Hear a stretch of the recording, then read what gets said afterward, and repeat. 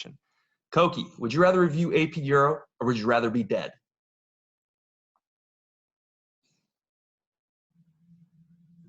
Good boy.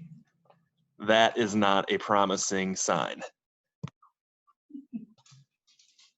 All right, well, Koqui's protestations aside, we will continue reviewing. Today we're going to look at 2.6 and 2.7. And we'll also take a look at 2.8 in the course description. But really what that is a list of essay topics that I think would be better for you to sort of look at and think about on your own. But we'll take a look and see that. All right, so we are going to be looking at 2.6 and 2.7 today, just to refresh your memory. Here is 2.6, 16th century, meaning the 1500s, society and politics. All right, so the big picture that they want you to think about when you study this particular topic is how did the economic and intellectual developments, so how does the age of exploration and the creation of mercantile economies, how does the commercial revolution, how does the Renaissance, how does the Protestant Reformation change the social norms and hierarchies that had been established in this time period. Now, if I am being honest, 2.6 and 2.7 are the two topics in the course description that I probably cover the least. And so you definitely want to study these topics a little bit more in depth. You may need to Google on your own. Kagan doesn't say a whole lot about these, this particular topic. So you may just need to Google some things that you see in the illustrative examples. Like if you look over here and you see La Querelle des Femmes, that is the woman question. Basically, it was a debate within French society about what role women should play in society. It is very similar to like the arguments of Christine de Pizan on one side and more traditional male voices on the other, but you may want to Google these things and do a little bit more research. Okay, so big question. How do the economic and intellectual developments affect social norms and hierarchies in the 1450 to 1648 time period? Okay, well, the first thing that we want to talk about is, number one, the hierarchies that had existed in European society will continue during this time. And the most obvious example of this is the continuation of the relationship between nobles and peasants, right? Land ownership is key to status and wealth for the vast majority of Europeans because the European economy, although it is changing and we're seeing more commercial developments, it's still agricultural to a very large extent. And so nobles are going to have aristocratic privileges that others will not have.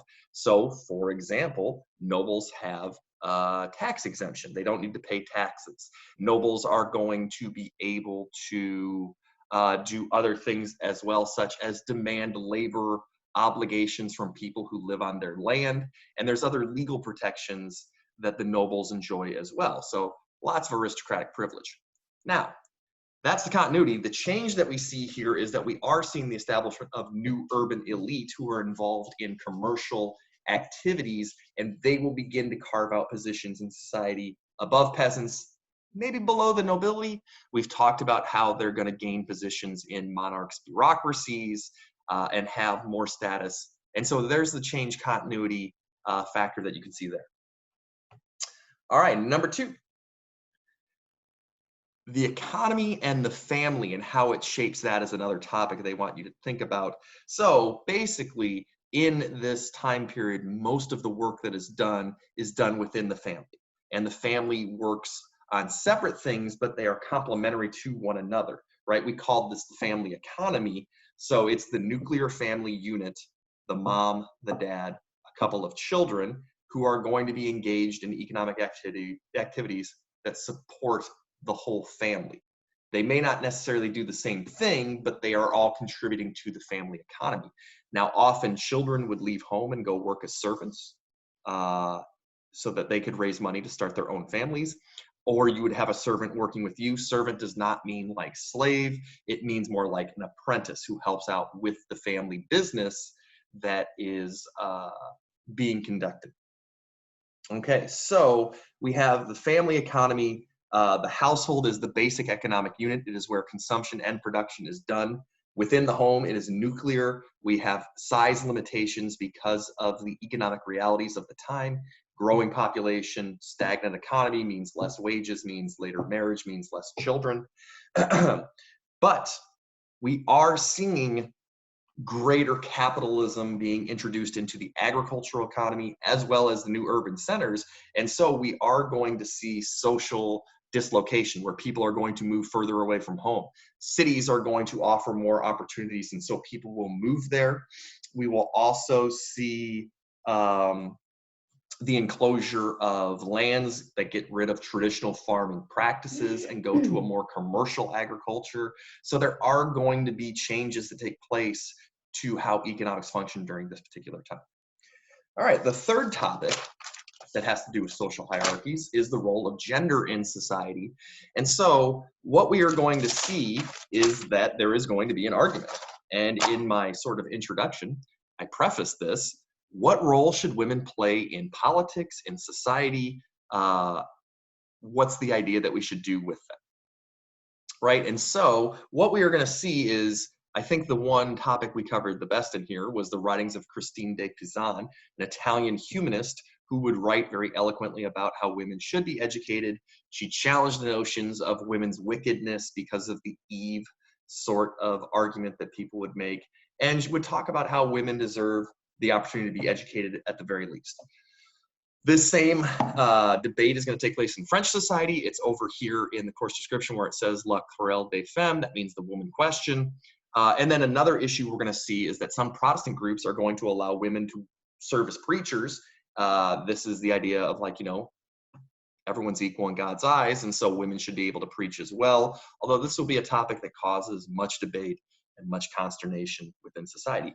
Generally speaking, the overall rule is that although some elite women will argue for greater women's rights and things like that, the vast majority of women are going to be subservient and denied opportunities to participate in politics, to play a big role in economics or society, except for their contributions within the family economy. All right. Now, as there is a time of people moving to urban areas and traditional ways of life being interrupted, city governments are going to take more steps to control public behavior and regulate moral actions. So what we're going to see is a lot of laws during this time focus on public morals. There will be rules against drunkenness. There will be rules against prostitution and various other actions as cities seek to control the behavior of these people. Now, the cities are going to take on these roles because the Protestant Reformation is going to challenge religious authority in certain places, and economic changes that result in migration and urbanization are going to challenge traditional authorities. The villages will no longer be the main source of control in people's lives, especially if they move to larger cities, and so city governments will take on those roles. Leisure activities. So at this time, there is no such thing as like individual leisure activities. People aren't going to the movies by themselves because the movies don't exist. What people do for fun tend to be communal activities where the whole society or the whole village gets together and celebrates certain things. These celebrations are often related to the agricultural cycle, like the harvest time, or they are related to the religious calendar. A particular saint has a holy day where you go and get together and party and celebrate, that sort of thing. So saint days or carnivals tied to the agricultural society, or agricultural cycle, excuse me, and communal in nature. All right, now, another thing that we see, and this is tied in with the growing power of cities to regulate behavior, is that there will be a continuation of the use of public embarrassment and harsh punishments to ensure proper behavior. The stocks, that is the thing where a person puts their head between the things of wood and are displayed publicly because they had acted inappropriately. Public whippings or brandings or other forms of torture were used to ensure proper behavior. And then they talk about charivari here in the illustrative example section. Charivari was basically people would get together with pots and pans and bang them and sing songs, talking trash about someone who had acted unwisely. And so it was another way of using humiliation to ensure proper behavior. And then the last thing that we're going to see during this time period is that the end of this time period, we see a dramatic increase in accusations of witchcraft. It is very similar to what happens in the United States, roughly at the same time period. And what we are going to see is that the religious upheaval is going to cause people to be sure that the devil is walking amongst us and wreaking havoc with human societies. And so there are going to be great accusations of witchcraft. It's almost always directed at older single women who are outside the control of traditional authority, like, the family headed by the man. And so they are often targeted as witches. That's what the prominence of women means. The social upheaval, the changing nature of life with moving from cities, with traditional agricultural practices being threatened, with traditional sources of religious authority being challenged. It creates this upheaval that manifests itself in accusations of witchcraft and things like that. All right, so those are the, I think there's like 6 or 7 main ideas about society in the 16th century. Again, I didn't cover this great.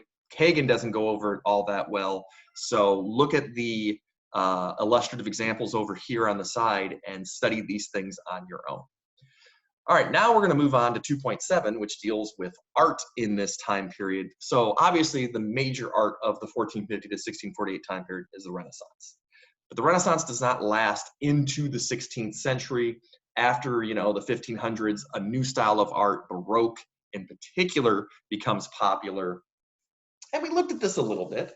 Let's see what the course description says we should know about Baroque art. Basically, what we want to know is characteristics of Baroque and Mannerist art.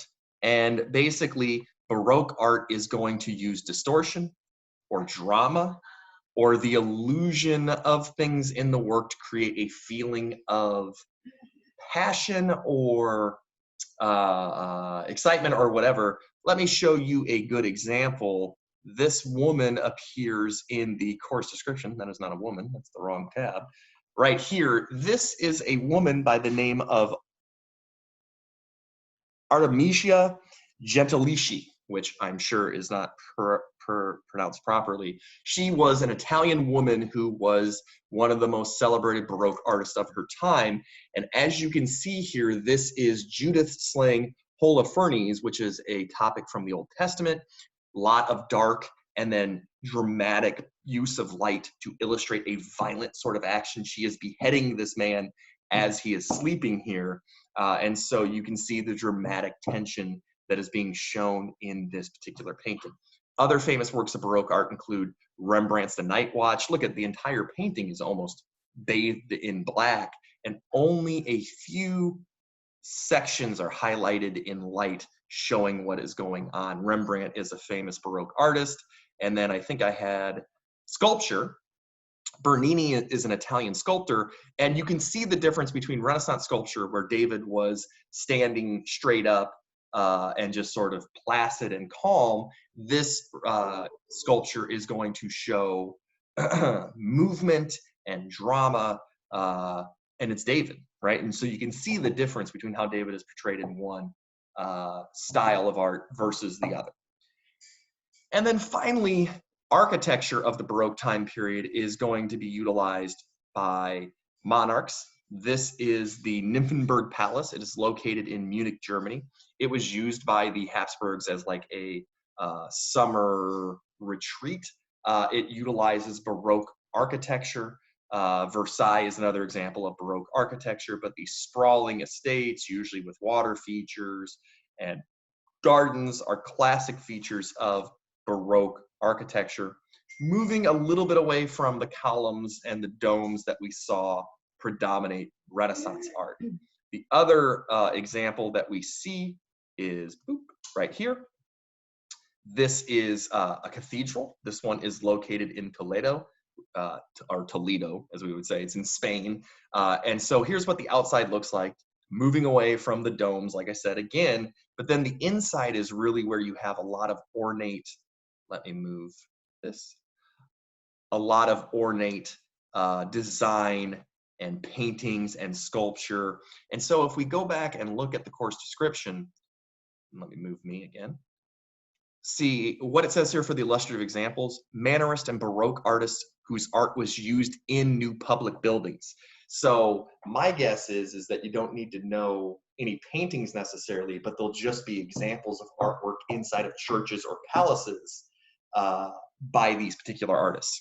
So I showed you Artemisia and Bernini. I didn't pull up any examples of El Greco or Rubens, but you certainly can Google them quite easily. But the big thing here is that they were artists whose works were displayed inside these big buildings that were designed for seats of power for government or for religion. And that's the second thing you need to know about Mannerism and Baroque art. It was used by monarchs and government, city-states, it says here, and the church to display the power of those institutions. The Roman Catholic Church will use Baroque architecture and Baroque art inside the churches to try to win followers back during the Protestant Reformation, right? So that's Baroque art. And then 2.8, I would just recommend you go and review yourself. They're all the things that we have talked about. It's the big picture ideas. Honestly, this to me seems like College Board telling you like, hey, these could be the essays we're going to have you write, or these could be the SAQs we're going to have you write about on the 1450 to 1648 time period, specifically from the Age of Reformation, which is kind of like the 16th century, more so than the Renaissance is the 15th century. So I would look at these key concepts. I am not going to read them to you at this point in time because I've actually already read them to you as we've gone down each individual section, but this is a good page to refer to. All right, so tomorrow I'm going to make a video. There won't be much on it. Maybe we'll have another Koqui trick. But it's basically going to be a day for you to work on SAQs. Maybe I'll assign a couple of those, the multiple choice test. And then what we'll do is we'll take a look and see what College Board, what information they released about the test. And we can figure out what our plan of attack is moving forward on that particular one. But I think that's it. Until tomorrow, hope you enjoy. I'm out.